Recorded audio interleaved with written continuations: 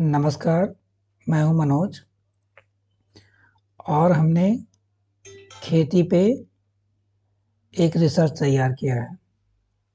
क्योंकि जो अपने बच्चे होते हैं वो सबसे पहले क्या करते हैं, सांस लेते हैं और उनका पहला कदम होता है ज़िंदगी का जो है, मतलब उनके करियर का पहला स्टेप होता है। उसके बाद में वो क्या करते हैं, दूध पीना स्टार्ट करते हैं। तो दूध पे मैंने बहुत सारे वीडियो बनाया है, उसमें आपको अलग अलग एनिमल्स के बारे में यानी जानवरों के बारे में, दूध के बारे में मैंने समझाया। अब हम जब हमारे बच्चे 6 महीने के हो जाते हैं तो हम क्या करते हैं कि बाहर से उन्हें कुछ देना स्टार्ट करते हैं, मतलब थोड़ा-थोड़ा करके भोजन देना स्टार्ट करते हैं। तो आज वो भोजन हमारा कहाँ से आता है? वो हमारा भोजन हमारे खेतों से आता है और उस खेतों की देख-रेख कौन करता है? तो किसान करते हैं। आज हम इन्हीं किसानों की बात करेंगे और इन किसानों के बच्चों की बात करेंगे कि इनके किसानों के बच्चों का करियर कैसा होता है। और ये वाला वीडियो जो है हम 3 स्टेप में समझेंगे जो है। मतलब 3 स्टेप में पार्ट 1, पार्ट 2, पार्ट 3 करके जो है समझेंगे। सबसे पहले हम समझेंगे जो हमारे से पीछे वाली पीढ़ी जो बीत गई, मतलब वो लोग खेती कैसे करते थे और जो लोग हमारी वर्तमान में अभी पीढ़ी है, वो लोग खेती कैसी करती है और इस खेती का हमारे बच्चों पे क्या असर पड़ेगा। तो सबसे पहले हम जानते हैं कि खेती करने के लिए यानी फार्मिंग करने के लिए हमें किन-किन चीज़ों की ज़रूरत पड़ती है। अब खेती करने के लिए जो हमारी सबसे पहली ज़रूरत होती है, जो सबसे पहली नीड होती है, वो हमें खेती करने के लिए क्या चाहिए? अगर हमें खाने योग्य अन्न बनाना है, अनाज बनाना है, भोजन बनाना है, तो उसके लिए हमें क्या चाहिए? खेत चाहिए जो है, यानी फार्म चाहिए। दूसरी चीज़ की क्या नीड होती है? हमें मतलब सीड चाहिए, जो हम उन खेतों में डालेंगे। और ये खेतों में ये सीड लगाएँगे कैसे? उसके लिए हमें क्या चाहिए? औज़ार चाहिए यानी कि यंत्र चाहिए। फिर जब हमारी फसल खेतों में लग जाएगी तो उनको किस चीज़ की ज़रूरत पड़ेगी? पानी की ज़रूरत पड़ेगी। और अगर एक ही खेत में हम फसल को बार-बार उगाते रहेंगे, मीन्स उसको कंटिन्यू रखेंगे, तो हमको क्या चाहिए? मैन्योर चाहिए यानी कि हमको खाद चाहिए जो है, फर्टिलाइज़र्स चाहिए।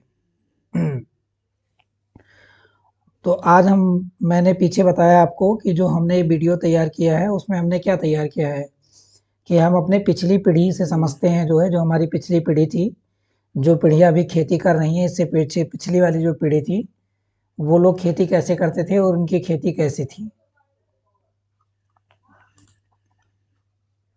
इस खेती को समझने के लिए, खेती के रिसर्च को समझने के लिए हमने क्या किया है, एक कहानी तैयार की है, एक स्टोरी तैयार की है। इस स्टोरी के माध्यम से आपको मैं ये खेती का जो सिनेरियो है, जिससे हमारे थाल में सुबह-शाम भोजन मिलता है, उसको मैं समझाने की कोशिश करता हूँ जो है। तो मैं जैसे स्कूल जाना चालू किया, तो प्राइमरी लेवल में था, तो वहाँ कुछ खेती के बारे में कुछ समझ में नहीं आया। जब मैं जूनियर में गया जो है 6, 7, 8 वाली क्लास जो होती है, तो वहाँ कृषि विज्ञान एक विषय आ गया हमारे पास। जैसे ही हमने उसका स्टडी किया और स्कूल गया, जैसे मैंने उसका स्टडी किया और हमारे टीचर ने पढ़ाया, तो वहाँ पे पहला शब्द लिखा हुआ था कि भारत जो है एक कृषि प्रधान देश है। तो ये बात बिल्कुल सत्य थी, क्योंकि जब मैं घर से निकला और अपने स्कूल के लिए 5 किलोमीटर गया, तो हमें सारे खेत ही खेत दिखाई दिए रास्ते में और कुछ बीच-बीच में थोड़े-थोड़े करके गाँव थे और खेत ज़्यादा थे। तो इससे एक आइडिया मिल गया हमारे दिमाग में कि भारत एक कृषि प्रधान देश है। फिर अगला जो सेंटेंस लिखा हुआ था, उसमें लिखा हुआ था कि भारत की 70% जनसंख्या कृषि पे निर्भर है। तो ये बात भी बिल्कुल सत्य थी, क्योंकि जो हमारे गाँव के लोग थे, उसमें कुछ लोग ही नौकरी पेशे में थे, यानी कि नौकरी करते थे, गवर्नमेंट जॉब करते थे। कुछ लोग मज़दूरी करते थे और बाकी लोग जो है यही खेती करते थे और इसी खेती पे ही निर्भर थे। तो ये बात भी समझ में आ गई। लेकिन एक मेरे दिमाग में एक आइडिया आया कि जब 70% इस खेती से खाते हैं, तो बाकी 30% लोग कहाँ से खाते हैं जो है। तो एक बार मैं बाज़ार गया, तो बाज़ार में मतलब सामान बिक रहा था, वहाँ पे बहुत सारी दुकानें थी। वहाँ के एक चाचा मिल गए और उन चाचा से मैंने पूछा कि आप लोग कैसे खाते हैं? क्या आपके पास खेती है? तो उन्होंने बताया कि हमारे पास खेती नहीं है, जो अनाज हम किसानों से खरीदते हैं वही हम खाते हैं। तो मुझे अंदाज़ा लग गया कि ये 30% लोग हैं जो किसानों से अनाज लेके खाते हैं, लेकिन जो अनाज होता है वो किसानों के पास से ही आता है। लेकिन मेरे दिमाग में फिर भी थोड़ा डाउट हो गया कि कुछ लोग तो ऐसे होंगे जो इस खेती पे बिल्कुल डिपेंडेंट नहीं होंगे। मतलब 100% तो ऐसे होंगे जो नहीं डिपेंडेंट होंगे, मतलब इस भारत वाली खेती पे डिपेंडेंट नहीं होंगे। तो अभी कुछ परसेंट लोगों का वैसे मैं खोज कर लिया हूँ जो भारत वाली खेती पे डिपेंडेंट नहीं है, और वो किस तरीके से नहीं डिपेंडेंट है वो हम आगे चल के आपको बताएंगे कि वो किस तरीके से डिपेंडेंट नहीं है और वो कितने परसेंट लोग हैं जो है। तो मैं अपनी पिछली पढ़ी को समझने के लिए मेरे दादाजी ने बोला कि आप पढ़ाई के साथ साथ में रिश्ता भी बनाना चालू करो, तो मैं अपने एक रिश्तेदार के यहाँ गया, यानी कि एक चाचा के यहाँ गया। तो अब हम आगे चलते हैं और उस चाचा के बारे में जानते हैं कि उस चाचा की कहानी क्या है, यानी कि उस चाचा की स्टोरी क्या है। जिस चाचा के मैं गया जो मेरे रिलेटिव थे, वो चाचा क्या थे, वो मेरे रिश्तेदार थे। जैसे मैं उनके यहाँ पहुँचा तो सभी लोग अपने समय के हिसाब से आधुनिक होने की सोचते हैं, मतलब आगे की सोचते हैं। लेकिन आधुनिक होने से पहले हमको ये सोचना है कि जिस टाइप में हम आधुनिक हो रहे हैं क्या वो सही है या फिर वह गलत है। ये चीज़ हमारे दिमाग में जो है हमेशा आनी चाहिए। तो मैं गया तो मेहमान नवाजी वाला सिलसिला चालू हुआ, और चाचा जो थे उन्होंने क्या बोला कि मतलब लड़का आया है तो इसको चाय पिलाइए जो है।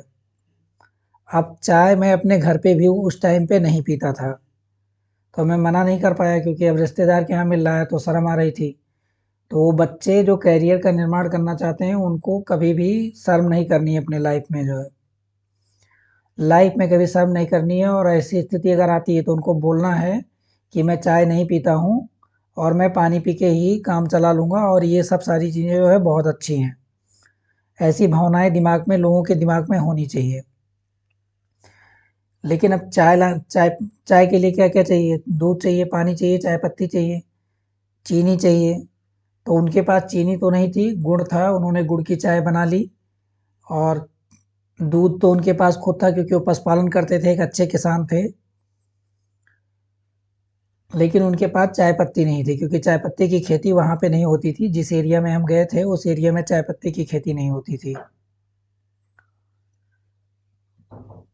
और उन्होंने क्या किया, दुकान से जो उनके घर में मतलब नकदी की कमी थी, पैसे नहीं थे, लेकिन वो एक अच्छे किसान थे और संपन्न थे।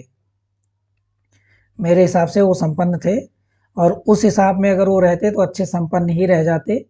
लेकिन अभी वो क्या किए, थोड़े बदल गए। अभी हम और आगे बढ़ते हैं और बताते हैं कि चाय कैसे आई। वो गेहूँ चावल जो उनके पास था उन्होंने दुकान पे दिया, और उसके बदले में वहाँ से क्या ले लिया, चाय पत्ती ले लिया जो है। वो चाय पत्ती, गुड़ और इसकी दूध की जो है चाय बनी। अब चाचा ने क्या बोला, अब चाचा से मैं खेत की जानकारी लेने लेने लगा जो है। खेत सबसे पहले क्या होता है खेती करने के लिए। अब चाचा के पास खेत तो अवेलेबल थे क्योंकि वो तो किसान थे और एक बड़े किसान थे, तो खेती तो उनके पास अवेलेबल थी। दूसरा चीज़ किस चीज़ की ज़रूरत होती है, सीड की ज़रूरत होती है खेतों में। जब इनसे मैंने सीड के लिए बात किया, सीड का बात किया, तो इन्होंने मुझे बताया कि जो अपना सीड है ये हम लोग कहीं बाहर से खरीदते नहीं हैं, हमको पैसे देने की ज़रूरत नहीं पड़ती। जो हमारे घर में जो अनाज होता है, यानी जो सीड होते हैं, जो अनाज होता है उनमें से हम कुछ कुछ बचा लेते हैं। जो अच्छे होते हैं उनको छान-छान के अलग कर लेते हैं और उनको अगली बार फसलों में लगा देते हैं। तो इनका सीड की व्यवस्था हो गई, इनको सीड लेने की ज़रूरत नहीं थी। फिर मैंने पूछा कि उनके मतलब औज़ार के बारे में, यंत्र के बारे में, जो उनके खेती करने के लिए उनके पास था। तो पशु थे उनके पास, बैल थे खेती करने के लिए, यानी कि पशु थे। और कुछ हथियार भी थे, जैसे हल हो गया, उनकी कुदाल हो गई, उनका फावड़ा हो गया, ये सब चीज़ें उनके हथियार थे। जैसे हमारे बगल में चाचा दिखाई दे रहे हैं, अपने कंधे पे क्या लिए हुए हैं, कुदाल टाइप का लिए हुए हैं, ये इनका यंत्र था जो है। फिर मैंने जब पानी की बात की तो इनके हाथ में बाल्टी था, और ये कुछ इसी टाइप के उस टाइप के किसान थे। ये लोग क्या करते थे अपने खेतों को सिंचाई करने के लिए इसी बाल्टी से इन्होंने एक चौड़ा बना दिया था। चौड़ा चौड़ा करके लोग बोलते थे कि चौड़ा बनाया है, मतलब चौड़ा कर दिया था, ज़मीन में गड्ढा डाल दिया था, उसी गड्ढे से बाल्टी से पानी निकालते थे और अपने खेतों को लगाते रहते थे जो है। फिर ये अपना खेत घुमाने के लिए मुझे लेके गए, मतलब इनका यंत्र जो था एक कुदाल फावड़ा था और इससे काम करते थे और मुझे लेके गए अपने खेत घुमाने के लिए। वहाँ पे मैंने क्या देखा कि बारिश नहीं हुई थी तो इनकी धान की फसल लगी हुई थी और धान के खेत में बहुत सारे पौधे जो थे नीचे बैठ गए थे, मतलब वो ज़्यादा बड़े नहीं हो पा रहे थे और इनका एक पौधा उसमें ऐसा था जो कि बहुत बड़ा हो गया था, मतलब सब पौधों से अलग हो गया था। कैरियर की लाइफ में भी यही है, क्लास में सारे बच्चे एक जैसे रहते हैं, वही सेम टीचर रहता है, लेकिन जब वो पढ़ाता है तो कुछ बच्चे बहुत बड़े हो जाते हैं जो है, लेकिन बाकी बच्चे वहीं के वहीं पड़े रह जाते हैं। तो मैंने इनसे सवाल पूछा कि बाकी पेड़ भले बड़े हैं और एक पेड़ बड़ा है और बाकी के छोटे रह गए हैं। तो छोटे वाले पेड़ों के बारे में इन्होंने बहुत सारी प्रॉब्लम बताई कि बारिश नहीं हुई है, मतलब पानी नहीं आया है और इन्होंने बहुत सारे अनुभव उसके लिए मुझे शेयर किए जो है कि बारिश नहीं हुई है, इसीलिए फसल बड़ी नहीं हुई है। लेकिन जब बारिश नहीं होती थी तो इससे पानी ये डालते थे, लेकिन उतना ज़्यादा नहीं डाल पाते थे कि जितना पानी इनको डालना चाहिए था। और जो बड़ा वाला पौधा था उसके बारे में इन्होंने पता है क्या बताया? इन्होंने बताया कि राम मालिक हैं जो है, मतलब ये बड़ा हो गया है तो इसके मालिक राम हैं। तो मुझे भी विश्वास हो गया कि उस पौधे को राम ने ही बड़ा किया होगा, तभी वो जो है बड़े हो गए हैं। बड़ा छोटा ईश्वर ही करता है, लेकिन उसका कुछ रीज़न और था और वो पौधे इन्होंने ही लगाए थे और उस रीज़न का जो है एक्चुअली ये पता नहीं लगा पा रहे थे कि क्या चीज़ है जो है। अभी 97-98 के आसपास की बात मैं आपको बता रहा हूँ। तो उस टाइम पे भी साइंस का विकास हो गया था जो है, वो सब सारी चीज़ें खोजी गई थी। जब हम अपने कृषि विज्ञान की किताबों में उस टाइम पे पढ़ रहे थे, तो इनको क्यों नहीं नॉलेज आई, क्योंकि ये उतने पढ़े लिखे नहीं थे और पढ़े लिखे भी नहीं थे तो लोग जो लोग सर्च कर रहे थे उनको बताना चाहिए था इनको कि इसमें ये वाली प्रॉब्लम है तो ऐसा है पौधा जो है। तो ये इनका पानी का साधन हो गया कि ये इसी बाल्टी से पानी निकाल निकाल के उसमें बार बार डालते रहते थे जो है। अब इनका जो खाद का जो साधन था, जो इनके पशुओं से गोबर होते थे वही ये खेतों में डालते थे, फिर भी इनकी फसल अच्छी नहीं हो पा रही थी तो इनके दिमाग में ही बैठ रहा था कि मैं जो ये यूरिया वाली जो खाद है इसको मैं लेके नहीं आ पा रहा हूँ, इसीलिए हमारी फसलें बर्बाद हो रही हैं। और खाद की ज़रूरत तो ज़्यादातर जब थी जब वो मतलब उसी फसल को लगातार उगाते रहते, तो खाद की ज़रूरत थी, लेकिन ये गोबर वाली खाद ही डाल रहे थे। लेकिन ये उस टाइम के सबसे बड़े किसान थे, सक्षम किसान थे, क्योंकि ये किसी के ऊपर डिपेंडेंट नहीं थे, ये अपने आप इनके पास सब था। इनके पास पानी अपना था क्योंकि पानी ये अपना निकाल के लगा देते थे। अगर बारिश हो गई तो फसल और बेहतर हो जाती थी। सीड इनका खुद था, लेकिन फिर भी किसानी में इनके प्रॉब्लम थी और आज भी बहुत सारे ऐसे किसान हैं जिनको इस टाइप की प्रॉब्लम है। तो आगे हम खेती के सिनेरियो को समझने के लिए जो हमारी एज के लोग हैं, वो किस टाइप की खेती अभी कर रहे हैं, उसको हम अगले वीडियो में बनाएँगे, मतलब पार्ट 2 करके बनाएँगे। आज के लिए इतना ही। और ये लोग खेती कैसे करते थे वो चीज़ मैंने आपको बता दिया। हम मिलेंगे अगले वीडियो में, तब तक के लिए जय हिंद।